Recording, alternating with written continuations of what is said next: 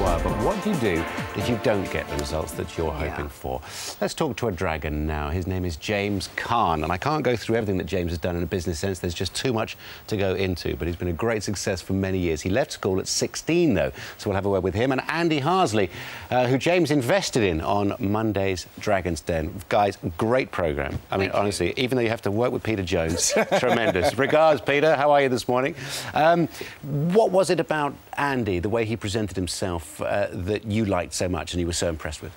I think, firstly, Andy's idea, I thought, was absolutely unique. I mean, sometimes the more simple an idea is, the more exciting. And when he showed the wrap strap, just the way he fed it through, and you've got the cable tie, which is basically a tie which only ties once, and this ties 4 times. So even though I wasn't great at maths, I'm thinking, actually, why wouldn't you buy something that has 4 times the value of a cable tie? So you didn't need A-levels to work that out, did you? No, actually, that was quite natural for me. Just 1 to 4 was quite easy, really. Did you need A-levels, Andy, to devise this? Did you do well in your A-levels? Yeah, I did OK at the time.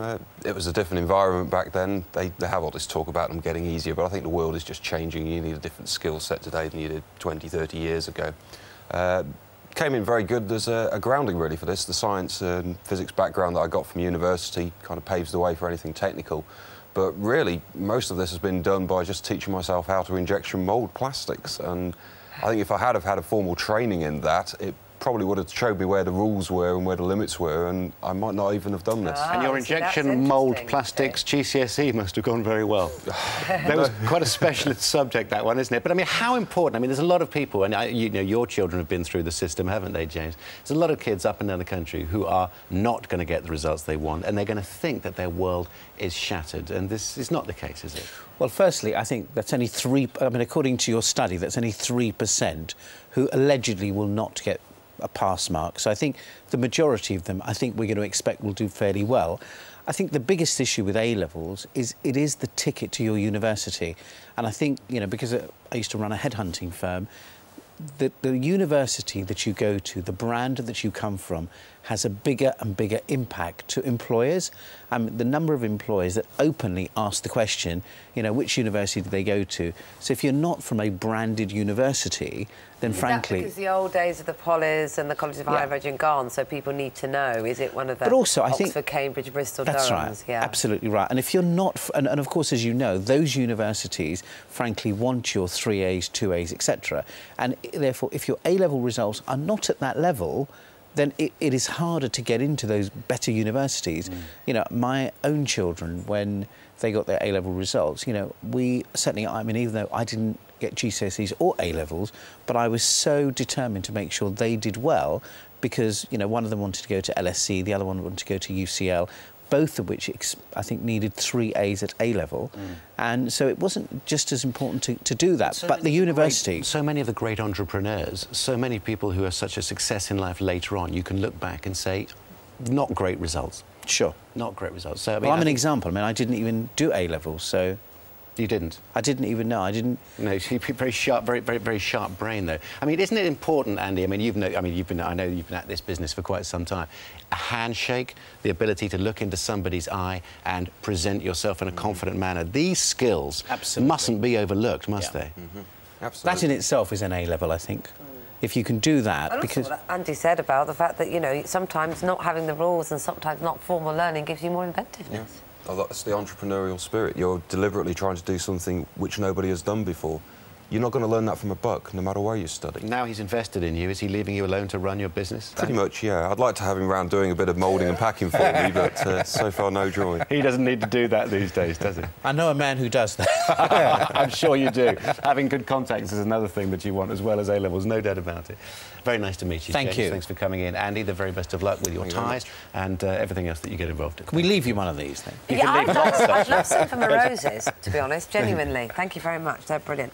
An A-level in good manners. That'd be good, wouldn't it? We're going to get the first indication of whether Britain is officially entering into a recession. The Office for National Statistics is expected to confirm that the UK economy has shrunk for the first time in 16 years. So what does that mean for us? Well, I think we can probably guess it's not good, but we're joined now by entrepreneur James Caan, who's at Paddington Station for us this morning. Good morning to you. Hello, James. Can you hear me? Yes, indeed. Yes, it's a rainy morning at Paddington today. Now, are you off to try and shore up your business as we head into recession? What are you doing at Paddington?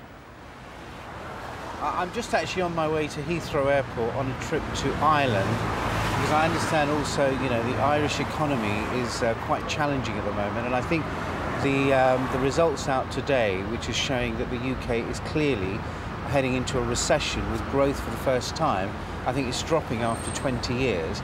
And this is really something that we've been predicting for quite some time.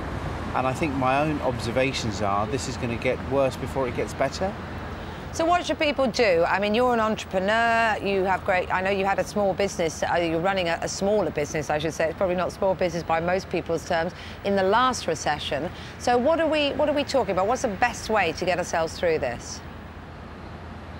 I think we've really got to batten down the hatches at the moment, because clearly you've got the banks not able to lend and support small businesses, and you've got businesses themselves under a lot of pressure right now. And I think just going back when I was running a small business, I think this is the time where really you need to maintain your cost base and really focus on anything that you are spending in the business which is not a critical. And what I used to think was there are things that are critical and things that are nice to haves. I think this climate is not really an environment where you need to be spending on nice to haves. Focus on your core fundamentals, and most importantly, make sure that you're collecting your invoices. You know, as small businesses who've got outstanding debt, they shouldn't be acting as a bank. They should make sure that they're collecting their own cash to maintain their own business and maintain their, you know, their salaries and the people that they employ. Difficult that though sometimes, isn't it? Because you're not always in a position to insist on that. I know that the government has put a lot of pressure on the banks again yesterday to carry on lending to small businesses, and also pressure on groups of companies like supermarkets to make sure that they pay their suppliers in time to help with their finances there. But what else would you like to see the government do?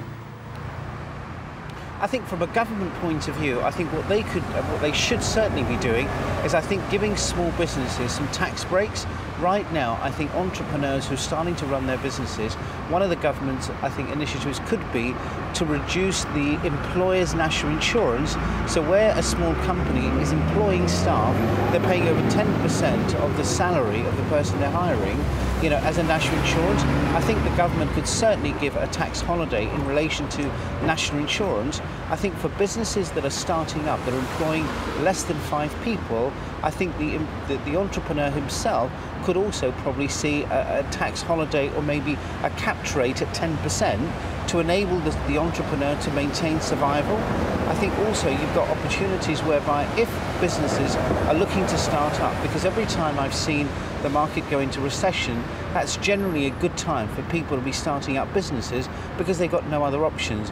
And when they're looking to start businesses, typically what they do, they go to friends and family to raise money.